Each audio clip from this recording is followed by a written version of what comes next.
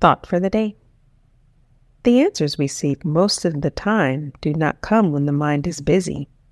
They come when the mind is still.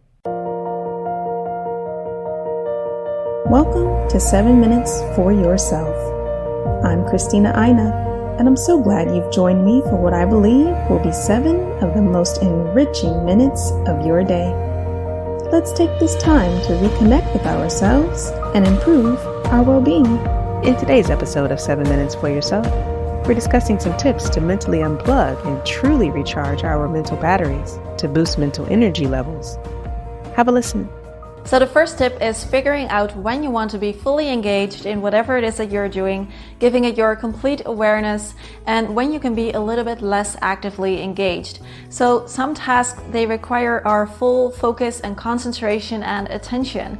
For example, for me, writing a script for a video and doing research is such a task. I cannot do it halfway. I need to be fully focused, really concentrate deeply, no distractions, and really go for it. However, if you try to keep this up all day, every day, it is not possible. You're going to get burnt out. So on the other hand, you need to find some tasks that you do that do not require you to be fully engaged mentally. So for example, cleaning or making a sandwich, making lunch, or answering a phone call that's not that important. So the tip here is to really make that choice about when you want to be actively engaged in things and when you can kind of mentally disengage a little bit, because like I said, you cannot really be fully engaged mentally all the time, all day, every day. So you need to make that choice about when to do it and when to switch it off for a while, because if you do not make that choice, it will be decided for you because you'll be too tired to concentrate on anything. You could even make a list for all your to-dos for the day and just decide which ones require your full attention and which ones not so much, or maybe half. Or you can just decide as you go along. But when you do want that active engagement, make sure to keep the distractions to a minimum. So in this example of me writing a script, I make sure that I'm not also listening to really distracting music. I keep my phone away somewhere else so that I'm not distracted by it, because those distractions will make me really tired. They will limit my concentration and make me have to work on that specific task for longer. And then when I do the tasks that are a bit less important or less complicated, that don't require that much focus, I just go about them in a very relaxed way. I don't worry about them too much. I may even slump down in my chair a little bit and just get them done, but I don't really poke around in my brain too much. The next tip that's very important is to take frequent small breaks. And when you do take those breaks, make sure that they're actually breaks and that they're actually restorative. Our body and our mind are not designed to keep working 8 hours straight without a break. And even if you can keep that up for a day or a couple days or even a week, you cannot keep it up in the long run. So the tip is to take a 10 or 15-minute break every hour if possible. Now, if you're thinking that because of your job, you're not able to take that many breaks, I really know what you're talking about, and I'm going to discuss it soon. Now, I work from home, so it's quite easy for me. What I do is I set an alarm on my phone. After 1 hour of concentrated work, I take a 10 or 15-minute break. And here's the important thing, to make sure that these breaks are actually something that recharges you.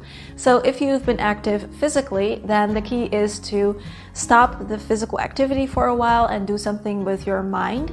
Most people will have been active mentally, and the key then is to do something else and just leave your brain alone. And this is where that myth of relaxation comes into play again that we talked about earlier.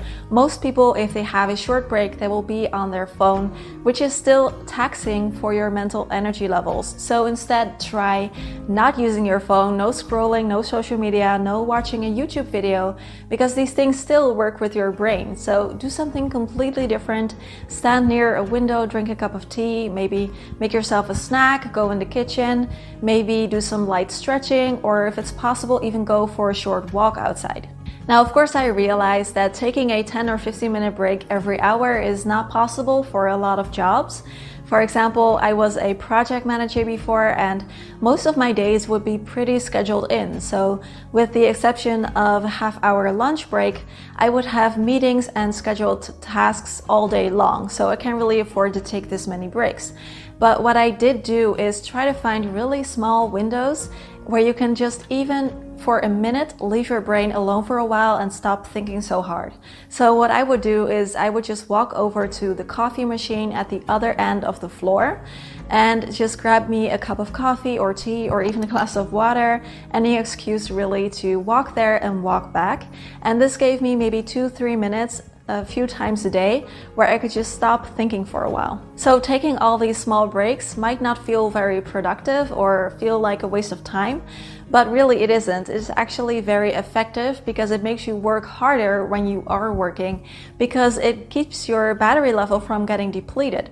So if you are really super tired, you need to take a really long break to recharge, and most people don't have that time. You know, most people cannot take a week's vacation every month. So taking all these frequent small breaks is a lot better than taking a really long break every so often. That concludes today's episode of 7 Minutes for Yourself. Please take a moment to rate and review the show on Apple Podcasts. Today and every day with your kiddo is a gift. Enjoy it. Thanks for tuning in.